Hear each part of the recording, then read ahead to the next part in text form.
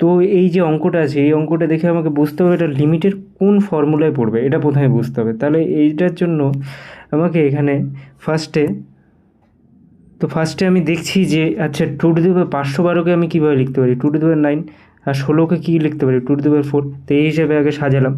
তারপরে আমি কি করব, তারপরে হচ্ছে লিমিট x → 2 লেখার পর আচ্ছা কোন ফর্মুলায় পড়বে, যেই ফর্মুলা আছে এই ফর্মুলাটাতে ফেলার যদি চেষ্টা করি তাহলে কী হবে, x⁻9 - 2^9 কী দিয়ে ভাগ করলে ফর্মুলাটা পড়বে, x-2 দিয়ে ভাগ করলে ফর্মুলায় পড়বে।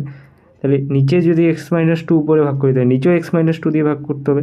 তাহলে x⁻4 - 2^4/x-2। তাহলে দেখো উপরের টার্মটাও একটা পড়ে গেল সূত্রে, এটাও সূত্রে পড়ে গেল। তাহলে সূত্রে পড়ে গেলে এবার কী হবে, তাহলে 9 × 2^n ইন্টু এই যে সূত্রটা n × a⁻n-1, 9 × 2^n-1 মানে 9 - 1।